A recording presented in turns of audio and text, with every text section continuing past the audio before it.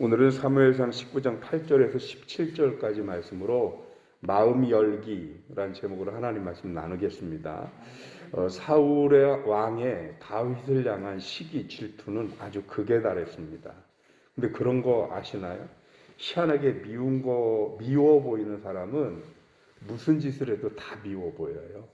이유인즉슨 그 사람이 뭘 해서 미운 게 아니라 그 사람 자체가 미운 거예요. 그러니까 이쁜 짓을 해도 미워요. 그래서 오늘 성경에도 보면 다윗이 얼마나 이쁜 짓을 하냐고요. 전쟁에만 나가면 연전연승을 하는 거잖아요. 그런가 하면 사울이 악령에 사로잡히면 수금을 타서 사울의 마음을 안정을 취하게 해주잖아요.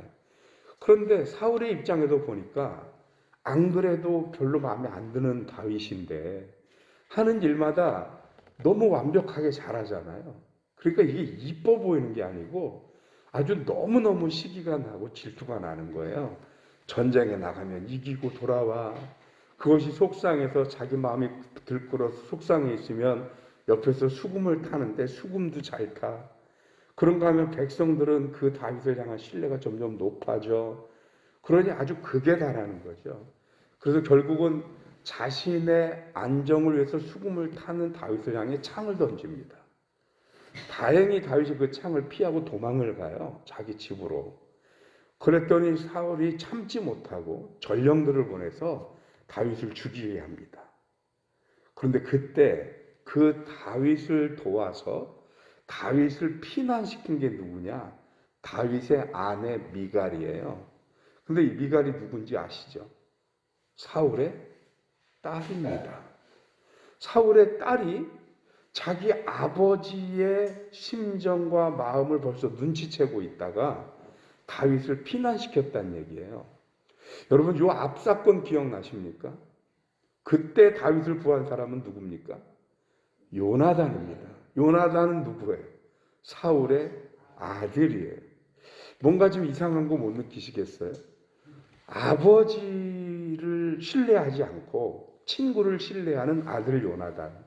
그런가 하면 역시 아버지를 신뢰하지 않고 남편을 신뢰하는 딸 미갈. 오늘 딸 미갈의 모습도 보면 다윗이 자기 집으로 피난 왔는데 그 다음날 아버지가 전령을 보내서 다윗을 죽일 것이라고 하는 것을 딸 미갈이 먼저 눈치를 챕니다. 이 얘기는 딸이 아버지의 지금 상태가 어떤지, 심리적인 상태가, 그리고 어떤 마음인지를 잘 파악하고 있다는 얘기입니다.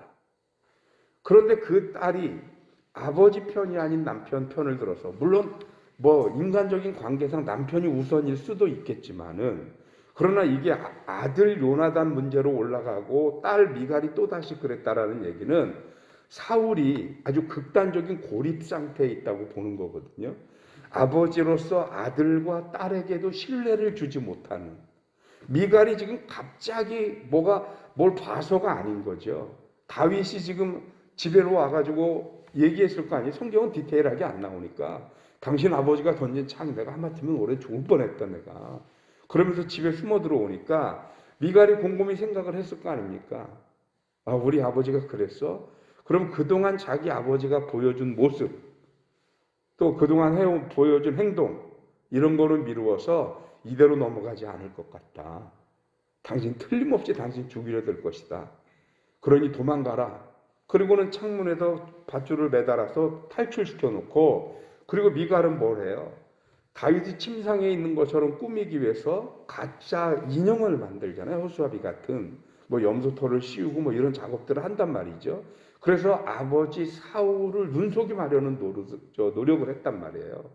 이것으로 미루어 사울은 아주 극단적인 자기 고립 상태로 들어갔는데, 이 사울 입장에서는 아들과 딸이 얼마나 원망스러울까. 저것들이 왜 나를 신뢰하지 못하고 세상 사람 모두가 나를 몰라줘도 저 아이들만큼은 나를 알아줘야 되는 거 아닌가? 이런 생각이 들 수도 있다는 거죠. 그런데 엄밀히 생각해 보면 이런 극단적인 고립 상태는 대부분 원인이 그 주변에 있지 않고 자기 자신에게 있습니다. 자기가 마음을 열지 않고 자기가 마음을 다 비꼬고 있고 자신이 피해의식에 사로잡혀 있고, 그러면 그 주변에서 어떤 얘기를 하고 그 어떤 조언을 주어도 통하지가 않는 거예요. 그러니 사울이 지금 다윗에 대하여 극단적인 시기와 질투를 가지고 주변에서 그 어떤 말을 해도, 아들 요나단이 얼마나 사울을 설득했습니까? 어제 지난주 금요일날 나눈 말씀 속에서 그렇게 설득을 하고, 다윗이 아버지를 해치지 않습니다, 당신을 위해서 싸우지 않습니까, 당신의 용사 아닙니까, 그렇게 했어도 소용이 없는 거예요. 그러니까 아들도 딸도 뭘 알고 있느냐 하면, 우리 아버지가 다윗에 대하여 극단적인 질투를 하고 있다, 이거를 인정하는 거죠. 그리고 사울의 마음이 변덕이 죽을 끓는 것도 알아요. 분명히 하나님의 이름을 걸어두고 맹세해서 다윗을 죽이지 않겠다고 했는데도 불구하고 창을 또 던졌단 말이죠. 그랬더라면 이제 그 맹세고 뭐고 다 물거품이고, 틀림없이 우리 아버지는 다윗을 죽일 것이다, 이런 결론이 내려지니까 다윗을 탈출시켜 주더라는 얘기입니다. 결국 사울 임금은 주변에 아무도 사울을 신뢰하지 않는 것 같아요. 심지어 전령들을 보내서 다윗을 죽여라 그랬더니 가서 보고 왔는데 다윗이 도망간 것 같거든요. 그러니까 다시 보내요. 그래서 아프다고 핑계 댔으니까 가서 그러면 침 상처 들고 와라. 그러면 사울이 뭐라고 그러냐면 내가 죽이리라, 이렇게 얘기를 합니다. 두 가지로 우리가 추정할 수 있어요. 다윗이 아프다고 하니까 이 전령들이 혹여라도 자기들이 그 병에 전염될까 두려워해서, 또 하나는 뭐냐, 이 전령들조차도 다윗을 죽여야 할 명분을 못 가져요. 자기 손에 억울한 생명의 피를 묻히고 싶어 하지 않아요. 그러니 침상채 들고 오기만 해라, 그 피는 내 손에 묻히겠다, 이런 개념은 아닐까. 그렇다면 다윗은 신하들에게조차도, 죄송합니다, 사울은 신하들에게조차도 신뢰받지 못하고 있다. 아주 극단적인 고립이에요. 정말 외톨이에요, 외톨이. 그런데 이 원인은 신하들에게나 자식들에게 있는 게 아니고 사울 자신에게 있었다는 것입니다. 자기가 마음을 열지 않습니다, 사람들에게도 누구에게도. 그래서 스스로가 고립되고 스스로가 외로워지는 것입니다. 우리가 오늘 신앙생활하면서 가끔 우리도 그런 생각을 가질 때가 있거든요. 왜 나만 미워해? 사람들이 이상하게 나만 이상하게 봐. 그런데 사람들이 이상한 게 아니라 내가 이상하다는 생각은 혹시 안 해보셨나요? 상당히 많은, 대다수의 경우 그런 외톨이, 궁극적인 그런 고립 상태에 놓이는 사람들의 문제와 원인은 자기 자신에게 있더라는 거죠. 오늘 사울이 그러는 것처럼. 그래서 우리가 사람들에게도 하나님께도 먼저 우리의 마음을 여는 게 중요해서, 그래서 오늘 제목이 마음 열기입니다. 사울이 자신의 마음을 다윗에게 다 열어놓고, 또 사울이 자신의 마음을 하나님의 사람 사무엘에게 다 열어놓고 솔직하게 고백할 수 있잖아요. 사무엘 선지자요, 제가 왜 이렇게 옥렬해지는지 모르겠는데 다윗이 밉습니다. 사람들이 임금인 나를 제껴두고 왜 다윗을 더 좋아할까요?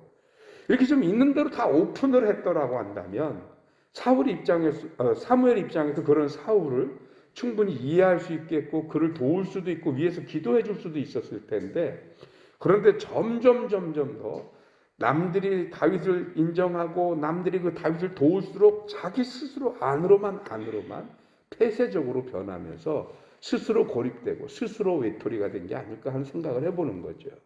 여러분, 신앙생활은 교제로부터 시작됩니다.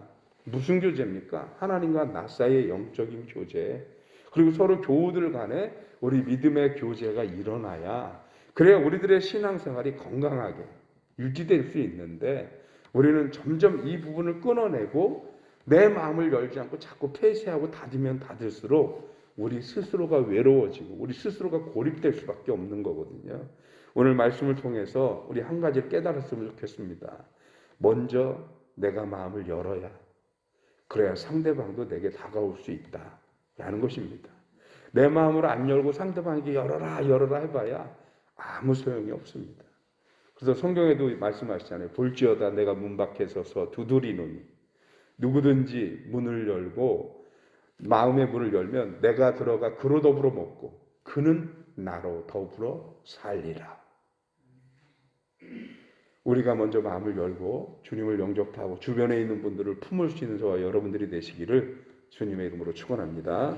기도하겠습니다. 하나님, 결국은 우리가 문제였습니다. 다른 사람이 문제가 아니고 외적인 환경과 요인들이 문제가 아니라 내 스스로가 마음을 열지 못하고 내 스스로가 세상을 품지 못하고 내가 주변에 있는 사람들을 품지 못하니 그들도 내게 들어올 수도 없고 품을 수도 없고 아름다운 교제를 이어갈 수도 없었다고 하는 사실을 오늘 사울을 통해 다시 한번 깨닫게 됩니다. 내가 외로운 것, 내가 고립되는 것, 내 스스로 외로운 마음이 드는 것, 이 모든 것의 원인이 사실상 주변에 있는 것이 아니라 내 안에 있는 것일 수도 있음에 오늘 우리 자신을 돌아보면서 닫혔던 우리들의 마음을 활짝 열게 하여 주옵시고 이제 그 열려진 마음으로 하나님 앞에 서서 주의 말씀을 있는 그대로 받아들일 수 있는 우리가 되게 하여 주시옵시며 뿐만 아니라 주변에 있는 모든 분들과 모든 사람들과도 아름다운 교제를 이어갈 수 있는 우리가 될 수 있도록 주께서 함께하여 주시옵소서. 월요일 아침입니다. 사랑하는 성도들의 삶을 주장하시고 이 한 주간도 믿음으로 승리하는 한 주간 되어지도록 하나님 함께하여 주시옵고 지금도 병상에서 치유받고 있는 사랑하는 성도들이 있습니다.